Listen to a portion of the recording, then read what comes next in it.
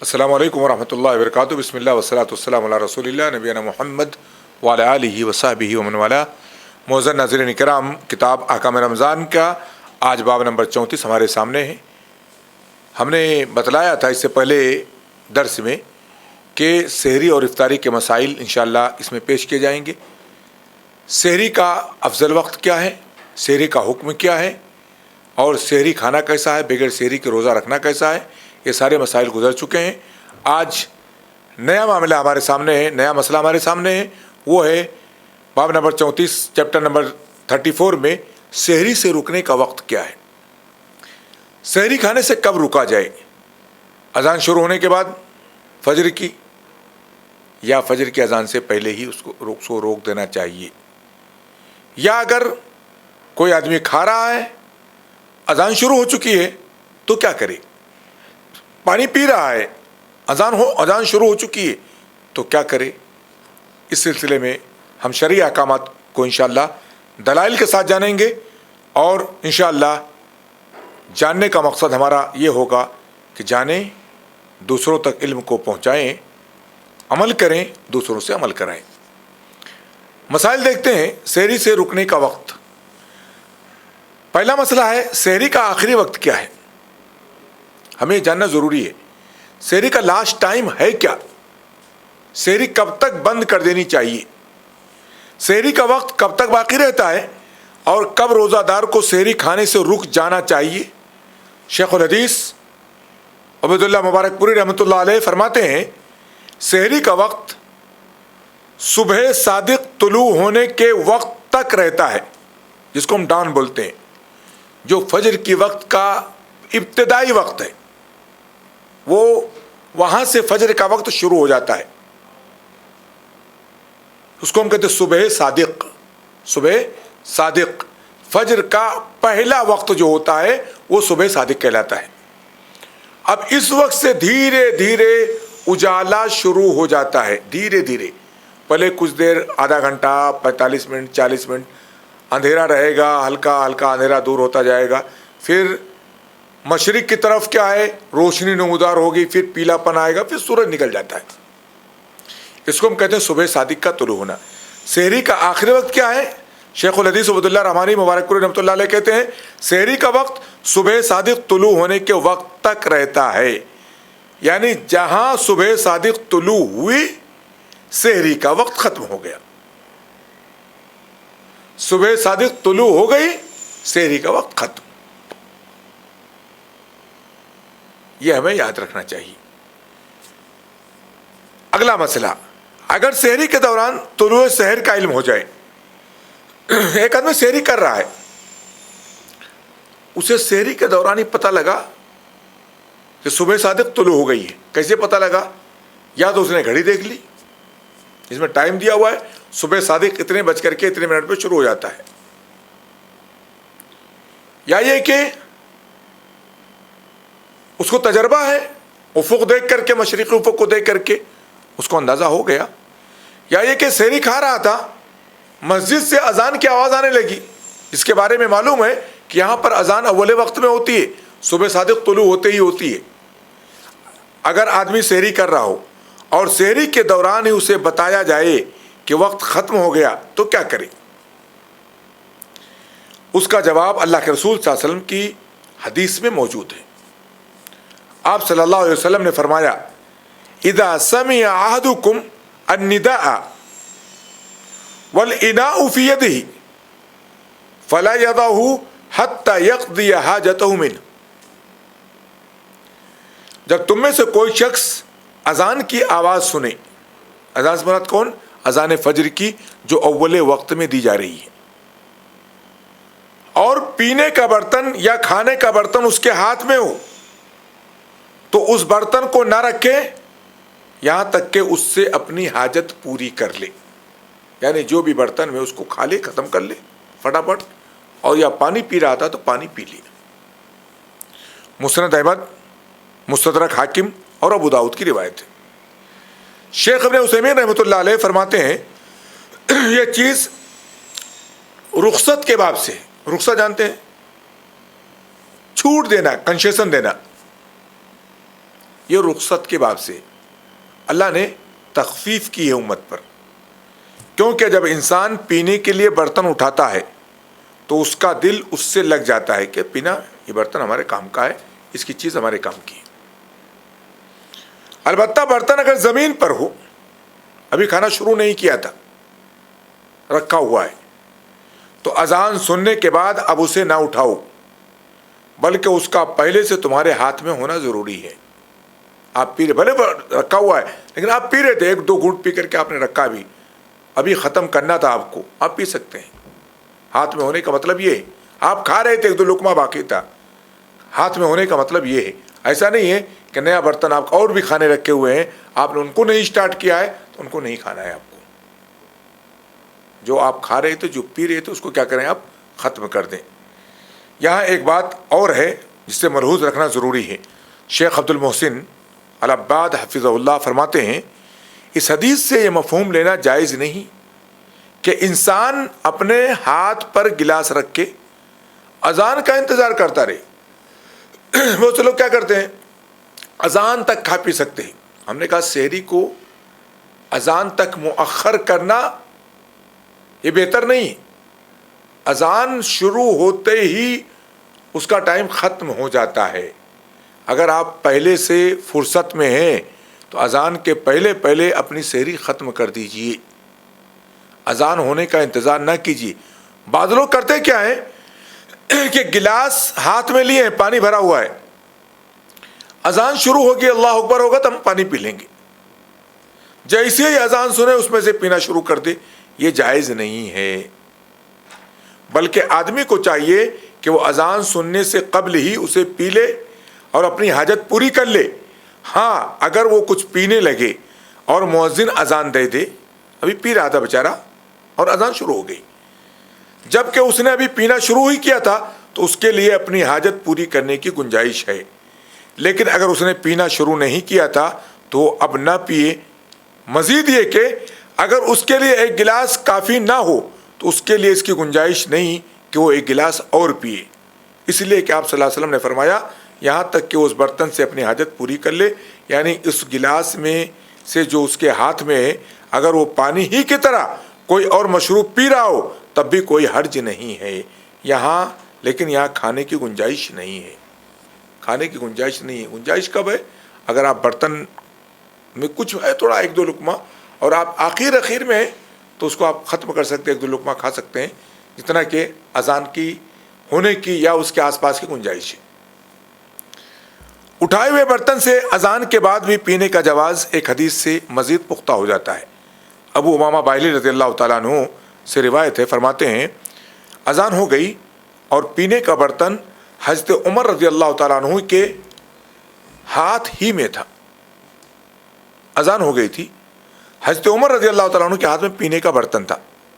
انہوں نے پوچھا اللہ کے رسول کیا میں پی سکتا ہوں؟ آپ نے فرمایا ہاں، تو انہوں نے اسے پی لیا۔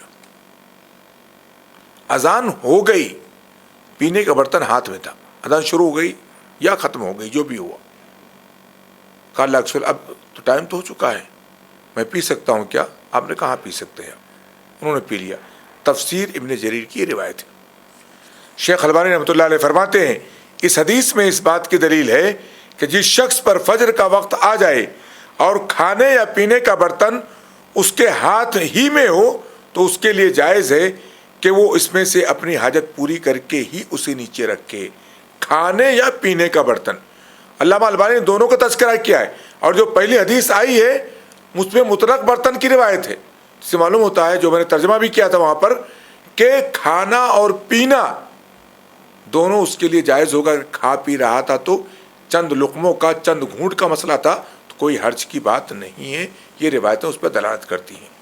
اوپر ذکر کی گئی دونوں حدیثوں سے معلوم ہوتا ہے کہ اگر آدمی سحری کر رہا ہو اور اس نے لقمہ یا پینے کا گلاس اٹھایا ہی تھا کہ اذان ہو گئی تو اسے چاہیے کہ وہ برتن اور وہ لقمہ واپس رکھ دینے کی بجائے اتنا ہی کھا پی لے جو اس کے ہاتھ میں تھا۔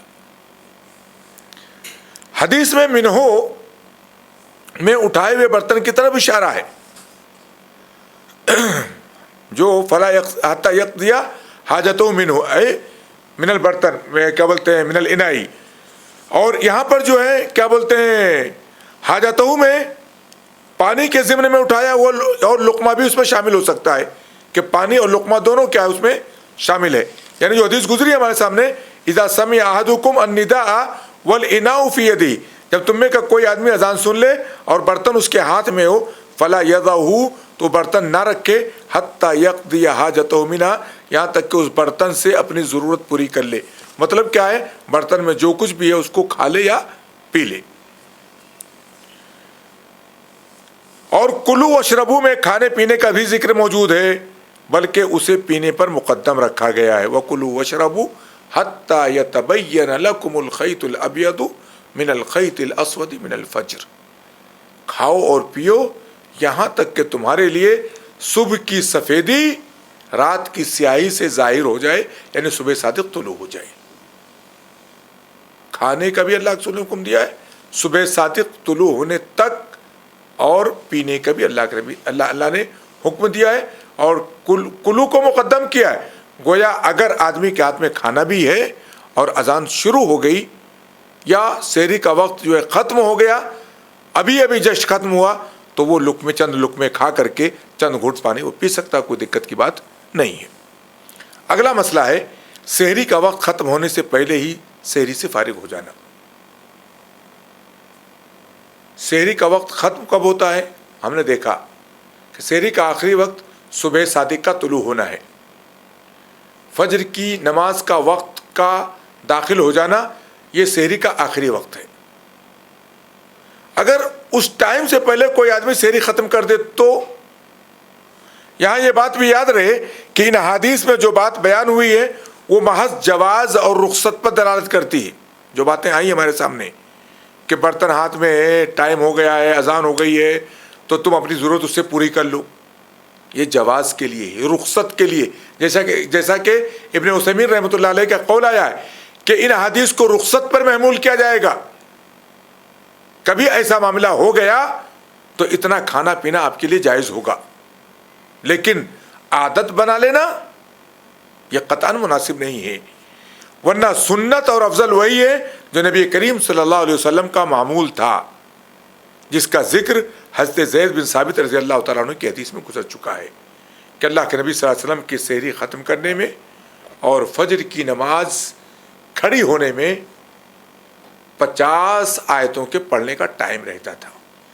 اس سے معلوم ہوا کہ اللہ کے نبی صلی اللہ علیہ وسلم آخری وقت میں سحری کو ختم کر دیا کرتے تھے، لیکن صبح صادق کے طلوع ہونے کا انتظار کھانے پینے کے ساتھ نہیں کرتے تھے. ہمیں بھی احتیاط کرنا چاہیے. ہمیں معلوم ہے کہ اگر ہمارے یہاں اذان فجر کا وقت آج 5:45 پر ہے تو ہمیں 5:44 پر 5:43 پر سحری کو ختم کر دینا چاہیے.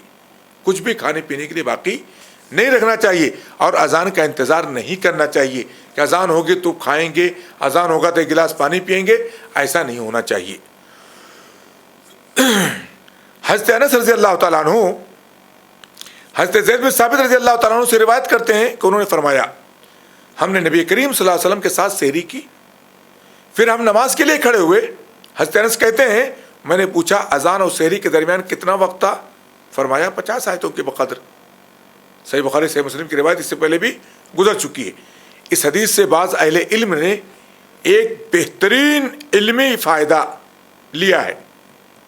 اس حدیث سے بہترین علمی فائدہ کیا ہے؟ ابن حجر رحمۃ اللہ علیہ فرماتے ہیں محلب وغیرہ نے یہ بات کہی ہے کہ اس حدیث میں وقت کا اندازہ بدنی اعمال سے کرنے کے بجائے کی دلیل ہے. بدنی اعمال سے کرنے کی دلیل ہے. بدنی اعمال 2 پیج پڑھنے کے برابر، 4 پیج پڑھنے کے برابر، 50 آیتوں کے پڑھنے کے برابر ہے نا. اس طریقے کا اندازہ، وقت کا اندازہ اس سے بھی کیا جا سکتا ہے. جیسا کہ اہل عرب کا طریقہ تھا، وہ کہتے کیا تھے؟ بکری کا دودھ دونے جتنا وقت. بھائی کتنا ٹائم لگے گا؟ جتنا دیر میں آپ اپنی بکری کو دو لیتے ہیں.